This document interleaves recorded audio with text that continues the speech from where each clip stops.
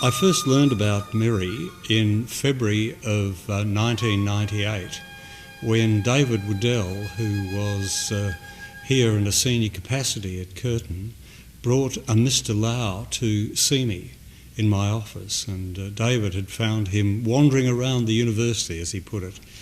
When Mr. Lau came in, he discussed the potential for Curtin to be able to develop a campus in Sarawak.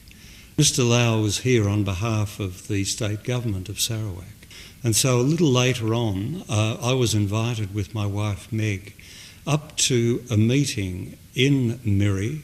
That meeting was to do two things really. It was to celebrate the birthday of the Chief Minister of Sarawak, and at the same time to basically announce to the people there that they were under discussions with us in regard to developing a university. Certainly they wanted the business programs and a number of the humanities programs, but they were very keen early on to have engineering set up there, and they wanted all aspects of engineering.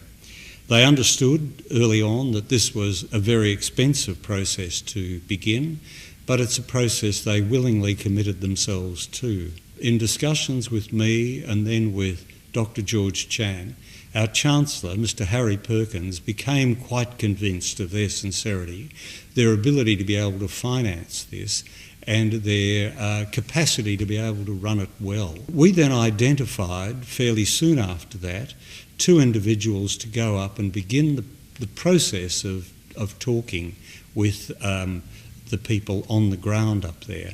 They were Dennis Ham and Frank Shea, and they did sterling work for the university at that stage. We're going to need people on the ground up there, and I would love to take this on because you just don't get an opportunity as an administrator to be involved in the building of a new campus or a new university. So it's a once-in-a-lifetime experience. I put my hand up, that was 10 a.m. in the morning, and by 1 o'clock in the afternoon I was given the nod and said, you're on. The interesting things that we learnt, and we were reading the Private Higher Education Act on the plane as we went up and realised what we were in for.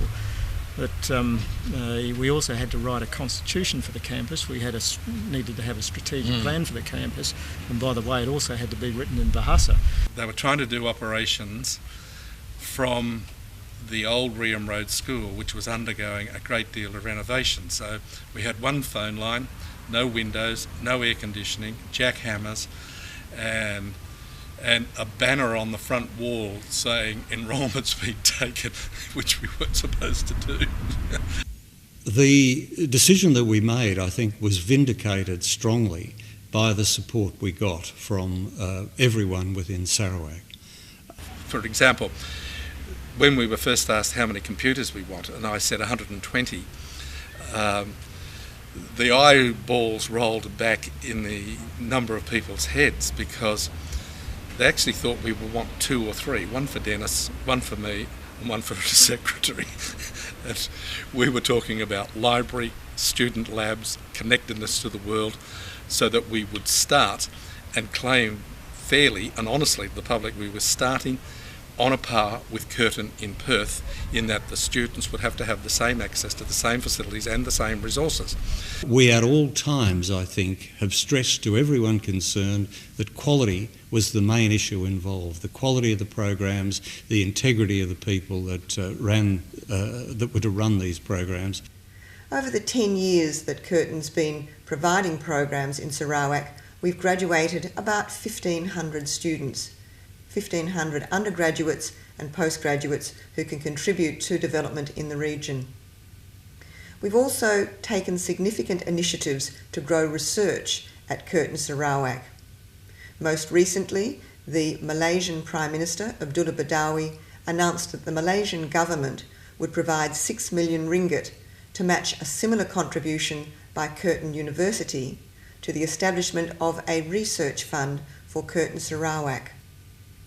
We've also many students now undertaking postgraduate studies in Curtin Sarawak, and we have PhD students undertaking studies in engineering and also in business. I'll never forget the courtesy, kindness, hospitality, generosity of spirit of all of the people who we worked with, who met and believed that what we were doing was the right thing. We had that team of the pioneer staff that we call them, that started working around the clock like we did in order to make all of this happen.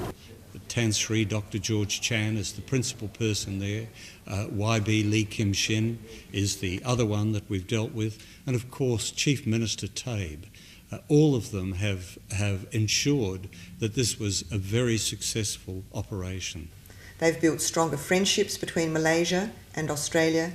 They've allowed for students from both countries to have a study experience in the other's country, and they've helped the understanding between the two nations. The success of Curtin Sarawak was recently recognised by the Australian University Quality Agency, which, in reviewing the activities, gave a commendation for the success of the operation in Curtin Sarawak. We look forward to the continued relationship between Curtin University and Curtin Sarawak for the wonderful development of the people and the nations. Thank you.